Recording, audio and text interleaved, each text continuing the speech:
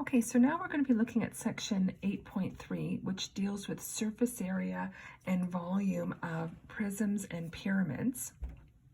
Okay, so we're going to be looking at the surface area, and the surface area is the sum of all the areas of the faces of the three-dimensional object, and the volume is how much space the three-dimensional object occupies. So I have a couple of blocks here. This is a very common prism, okay?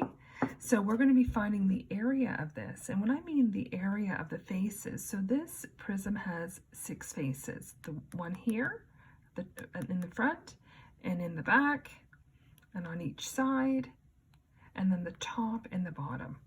Okay, so we can find the area of each face, or we can use this formula.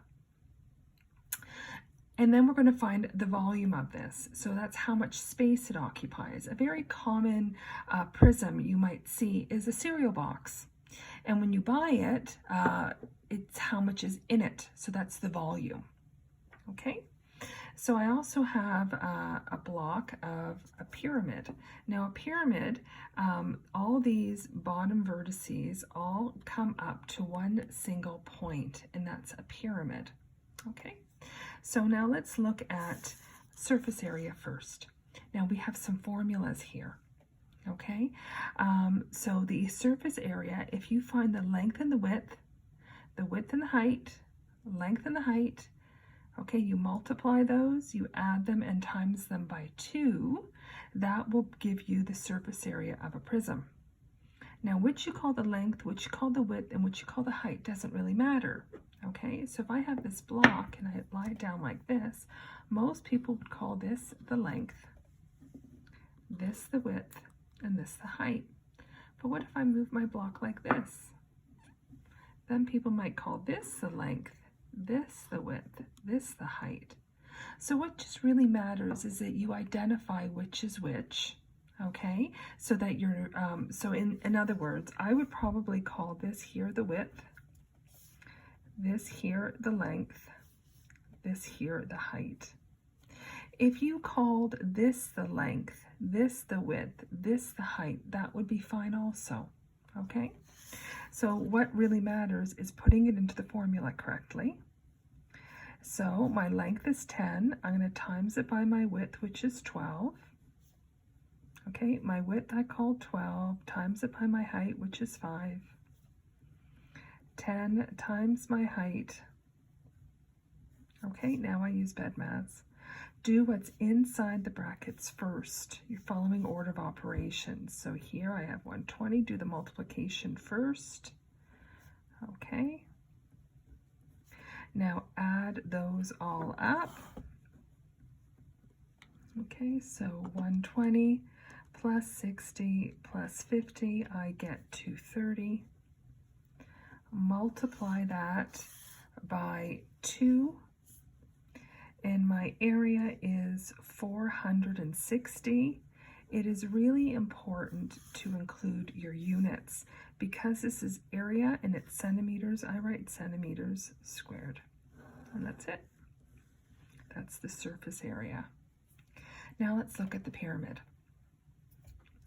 Now the surface area of a pyramid is 2 times b, and b is your base length, times s, which is your slant height, and then the base squared. So I'm going to get back to, I'm going to bring out my three-dimensional shape again. Okay, this is my base. This here is the height of my pyramid. And right here, this is my slant height, right here, the slant. So let's look at what I'm given in my diagram. So this 4 is right here. This is my base length. So 4 is my base length. Now the 6 is the height of my pyramid, okay? I am not given the slant height. I have to figure that out. So here, I actually have to figure out what my slant height is first before I can put it into my formula. But let's look at what we've got here. I'm just going to outline it in a highlighter. Okay, this here is a triangle. Okay? I'm just going to redraw that triangle right here. My height is 6. I'm looking for this slant height. Now from here to here is 4. What's from here to here? What do you think? So I'll go back to this. This is my height, right? What do you think this length here is going to be? So there's my height to here, because I'm looking for this slant height. That should be, and if you said 2, you were correct. It's half of this length. Where have you seen this before? A right angle triangle, looking for the hypotenuse. Okay, there's a reason why we did the Pythagorean theorem first, because you're going to use the Pythagorean theorem here. We're going to use c squared equals a squared plus b squared. C is my slant height, so that's what I'm looking for. I'm going to call A 6, B 2. Okay, I'm going to follow my order of operations. S squared is 40, so S is the square root of 40, and let's do this to 1 decimal place, which is about 6.3. I need this to put it into my formula.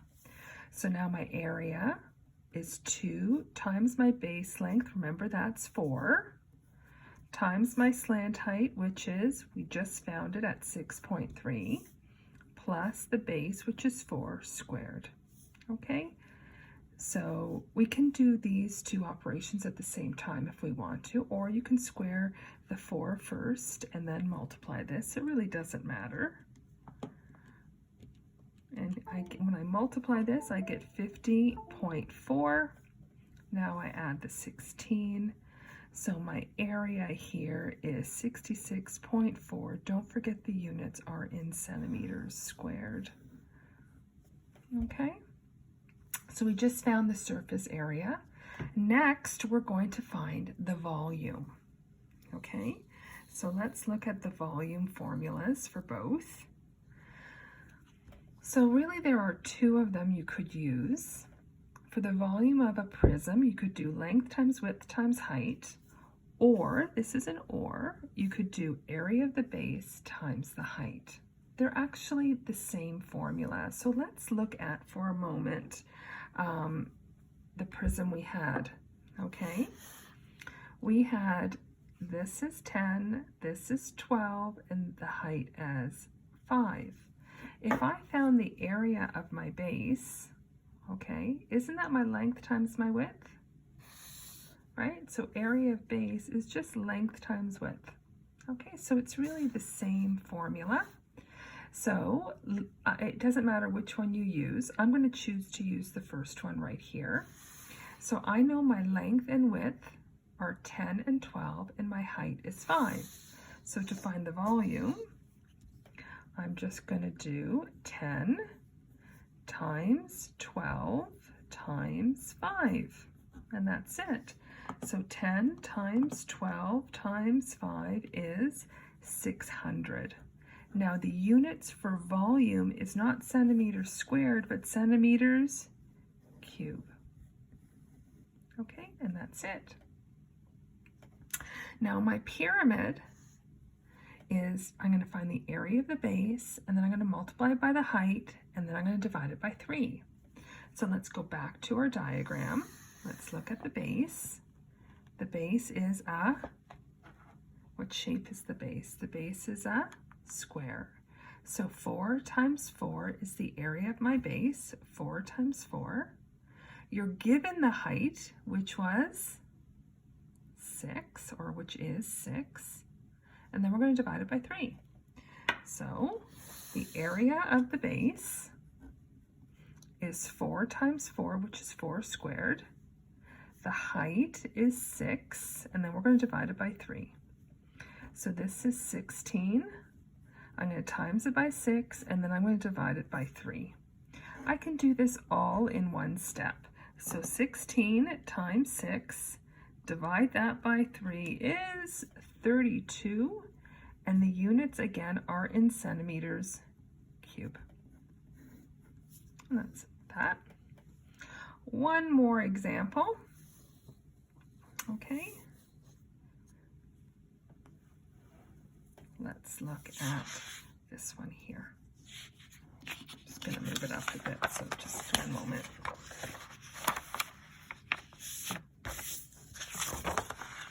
Okay. So let's look at this one here. You're told a juice container is a right prism with base area 100 centimeters squared. You're told if the container can hold 3 liters of juice, what is the height? Okay, so where people get a little bit confused is, what are you looking for? Are you looking for the area or are you looking for the volume? Okay, so we're given the base area and we're told how many liters of juice it can hold. Okay, so liters deal with volume. That's how much space it occupies. This is an example where I would use this formula. I have a prism, I don't have a pyramid, so I go to the volume formula. I know that volume is the area of the base because it gave me the area of the base. Okay, and then I'm going to times it by the height. Okay, now it gave me the volume as 3 liters. Now this is how we often purchase things in terms of liters and milliliters, and I've given you a little bit of a hint. 1 liter is 100 centimeters cubed, or 1 milliliter is 1 centimeters cubed. So if it's 3 liters, if 1 liter is 1,000 centimeters cubed, 1 milliliter is 1 centimeters cubed. If you have 3 liters, how many centimeters cubed do you have? You have 3,000. We know the base area is 100. The question is asking for, what is the height? H is what we're looking for.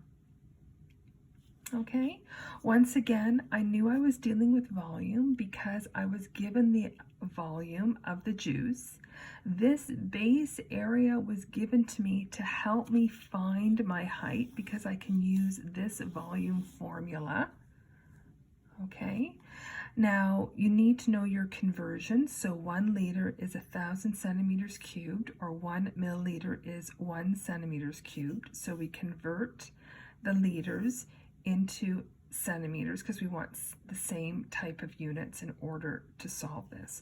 So if I want the height, think about how do you get h by itself. You now need to get h by itself, so you divide by the number in front, which is 100. Okay, this crosses out. So my height then is 30, and it's in centimeters.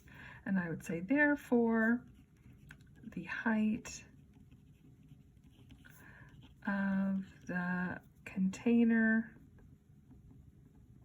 is 30 centimeters. And that's it.